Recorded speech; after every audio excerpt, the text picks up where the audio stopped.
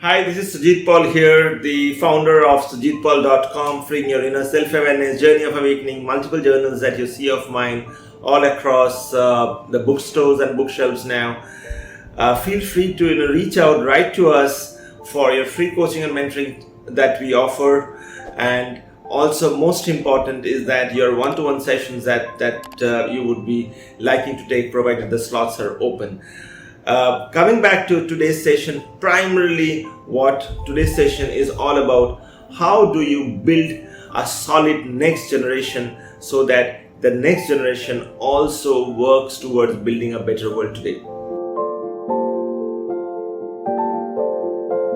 We have seen series of generations coming up in the last 100 years.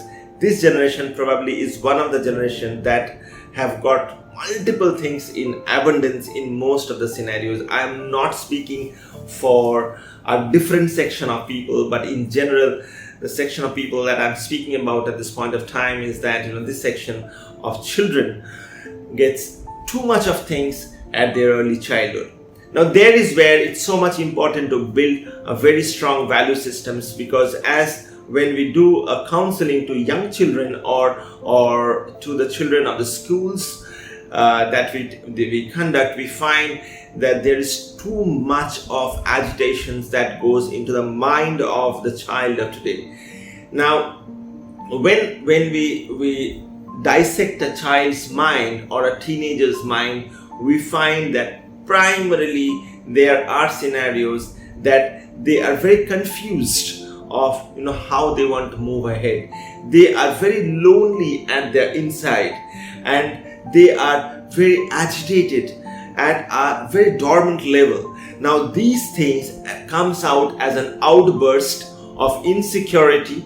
These things comes as an outburst of anger. These things comes as an outburst of depression. And the outcome of all these things usually is poor performance in schools and colleges, is in poor memory, is in poor speech, and not being giving articulation in the right way. If you are one of the parents who face similar kind of thing for your child, then it's time that you should be alert and do the following things that will do a course correction for you. Number one, allow your child to be as much free as possible. Keep in mind, a child is a child will do mistakes, that's all right. Stay calm at that point of time. Do not try to impose things.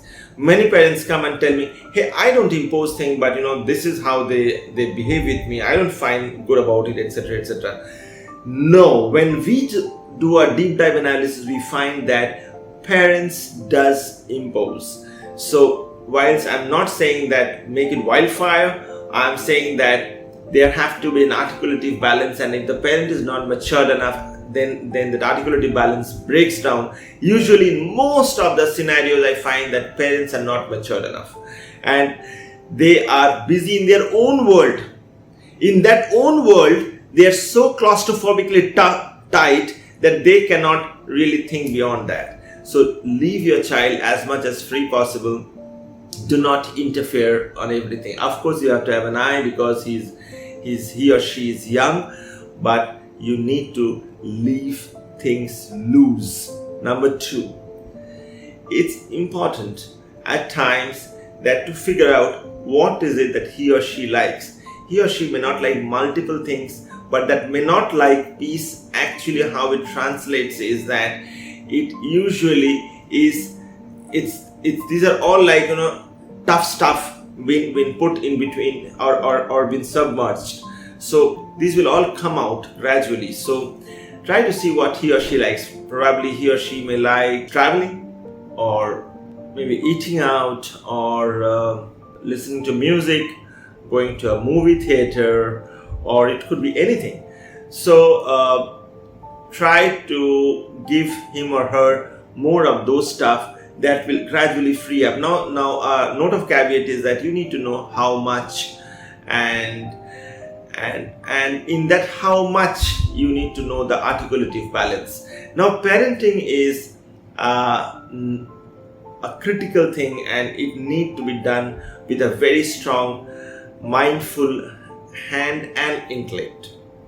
Number 3 is that once you see that your child is gradually becoming more and more structured, then gradually tweak him to the direction that you feel will be appropriate for him. I'm not saying that you're God and all your decisions will be right, but you need to figure out that what by far should be the right move that will be good for him, and then gradually keep an eye on that.